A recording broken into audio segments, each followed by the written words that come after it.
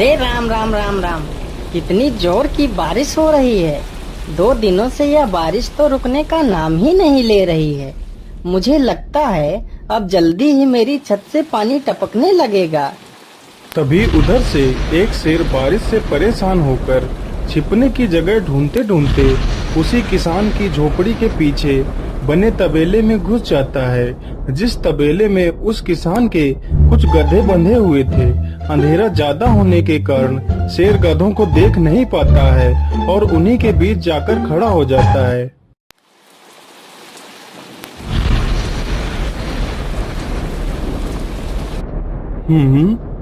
यहाँ से तो किसी मनुष्य की आवाज आ रही है। चलो चुपचाप बैठा रहता हूँ। जैसे ही यह आदमी मेरे करीब आएगा मैं इसे खा लूंगा। हाय हाय हाय, यह बारिश कब रुकेगी? ऊपर से यह टपका भी आ गया। अब मैं क्या करूं? इस टपके से कैसे बचूं? इतना तो डर मुझे शेर और बाघ से भी नहीं लगता है जितना डर मुझे इस टपके से लगता है। अरे यह टपका कौन है? मुझे लगता है यह टपका तो मुझसे भी ज्यादा खतरनाक है। अभी तो यह आदमी शेर और बाघ से ज्यादा इस टपके से डर रहा है। चलो जल्दी से मैं यहाँ से निकल लेता हूँ, नहीं तो कहीं टपका ने मुझे देख लिया तो मेरी खैर नहीं। ओहो, अब मैं इस टपका से कैसे बचूं? चलो जल्दी से मैं अपनी मौसी के घर चला जाता हूँ।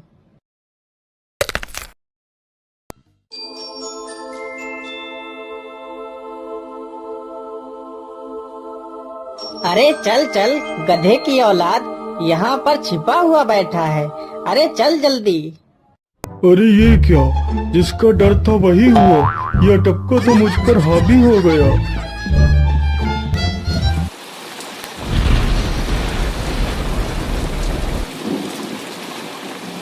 कैसे बचूं? कैसे बचूं? इस टपका से मैं कैसे बचूं?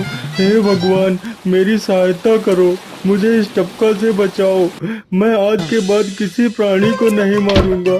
मैं मांसाहार छोड़ के शाकाहारी बन जाऊंगा। भगवान मेरी रक्षा करो। शेर को दौड़ते दौड़ते रात से सुबह हो जाती है।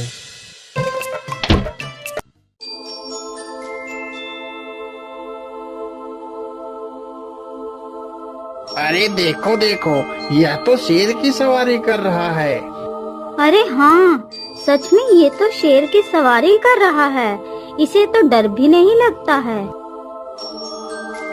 अरे उधर तो देखो जरा, यह आदमी कितना बहादुर है। यह आदमी शेर की सवारी कर रहा है। जिस शेर को देखकर हमारी धोती आगे से गीली और पीछे से पीली हो जाती है, यह तो उसकी सवारी कर रहा है। ये गांव के लोग भी ना पागल हो गए हैं जो इस गधे को शेर।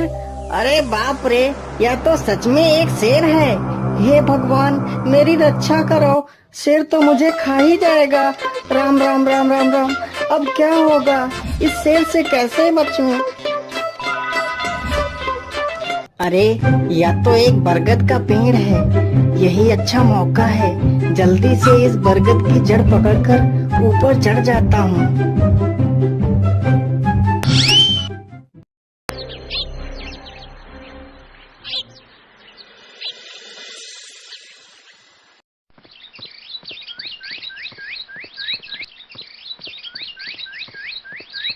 अरे शेर भैया, तुम इतनी जोर जोर से भागते हुए कहाँ जा रहे हो? आप तो बहुत डरे हुए लग रहे हो। आप तो जंगल के राजा हो, आपको किसका भय है? टपका, वो टपका मेरी जान के पीछे पड़ा है। अरे शेर भैया जरा मुझे बताओ, वो टपका है कहाँ? अरे भालू भैया, वो टपका मेरी पीठ से उतरकर उस बरगद के पेड़ पर चढ़ गया है। उसने मुझे रात भर खूब दौड़ाया है। वो तो भगवान का शुक्र है कि मैं जिंदा बच गया। चलो शेर भैया, मुझे उस टपके के पास ले चलो, जरा मैं भी तो देखूं आखिर ये टपका है कौन। अरे नहीं भालू भाई, बड़ी मुश्किल से तो मेरी जान बची है। मैं अपनी जान फिर जोखिम में नहीं डालूंगा। तुम्हें जाना है तो जाओ। अच्छा अच्छा, ठीक है शेर भाई, तुम यहीं रुको। मैं अभी बरगद के पेड़ पर देख कर आता हूँ, आखिर ये टपका है कौन। जाओ जाओ बच्चों, जब वो टपका तुम्हारे ऊपर हावी होगा तो पता चलेगा। अरे कहाँ है यह टपका जिसने राजा जी की हवा टाइट कर दी। चलो इस पेड़ पर चढ़कर देखता हूँ। अरे बाप रे बाप, शेर क्या अकेला कम था, जो ये भालू भी आ गया। मुझे लगता है कि आज मेरी मौत निश्चित है। भालू पेड़ पर उल्टा होकर चढ़ने लगता है, तभी किसान और तेज से कांपने लगता है। कांपने की वजह से किसान के हाथ से छड़ी छूट जाती है और उल्टा होकर चढ़ रहे भालू के पिछवाड़े पर जा लगती है। भालू धड़ाम से जमीन पर गिरता है।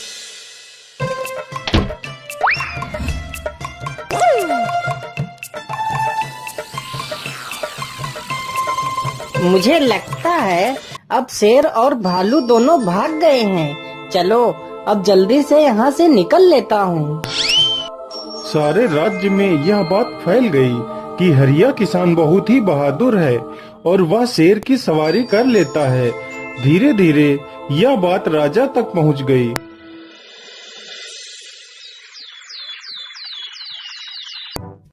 महाराज, क्यों न हम पड़ोस के गांव से हरिया किसान को बुलवा लेते हैं। वह बहुत ही बहादुर है। उसके बहादुरी के चर्चे तो पूरे राज्य में हैं।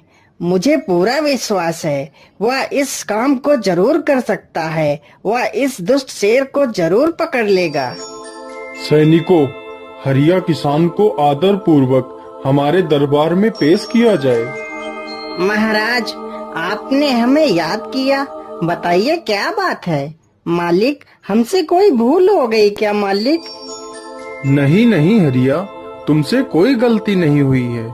यह कुछ लोग पड़ोस के गांव से आए हैं। इनका कहना है कि इनके गांव में कोई दुष्ट शेर आ गया है जो इनके पशुओं को उठाकर ले जाता है और उन्हें मारकर खा जाता है।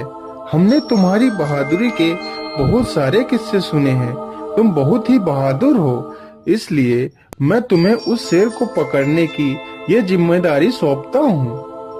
अरे बाप रे बाप, उस बार तो मैं शेर के हाथों बच गया था, लेकिन इस बार मैं नहीं बचूंगा। अगर मैंने महाराज को सच सच बता दिया तो झूठ बोलने के जुर्म में मुझे फांसी पर ही चढ़ा देंगे। अरे हरिया, तुम मन ही मन क्या बड़बड़ा रहे हो? कुछ नहीं महाराज, कुछ नहीं।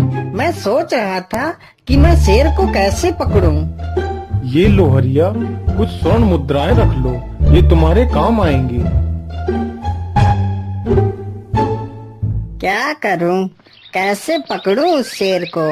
ये महाराज ने भी मुझे कैसी दुविधा में डाल दिया है। क्या करूं, क्या करूं? हाँ, मिल गया। फिर हरिया बाजार से एक रस्सी और एक जाल तथा एक बकरी खरीद कर लाता है। चलो जल्दी से, मैं यहाँ पर एक गड्ढा खोद देता हूँ।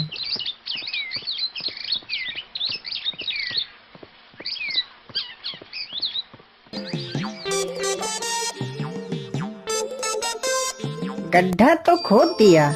चलो अब जल्दी से इस बकरी को रस्सी से बांध देता हूँ। हरिया ने बकरी को रस्सी से बांधकर गड्ढे में खड़ा कर दिया और जाल को लेकर पेड़ की डाल पर बैठ जाता है। थोड़ी ही देर बाद जब बकरी को भूख लगती है तो वह चिल्लाने लगती है।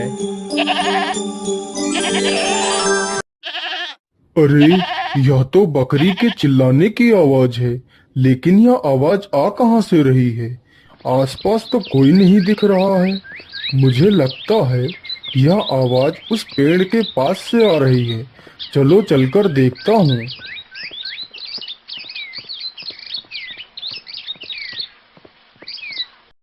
अरे वाह, आज तो शिकार मेरे पास खुद चलकर आ गया। शेर तुरंत ही बिना देर किए हुए गड्ढे में छलांग लगा देता है। तभी किसान तुरंत ही बकरी को ऊपर खींच लेता है और जाल को गड्ढे के ऊपर गिरा देता है। शेर गड्ढे में ही फंस जाता है। यह देखकर गांव के सभी लोग बहुत ही खुश हो जाते हैं।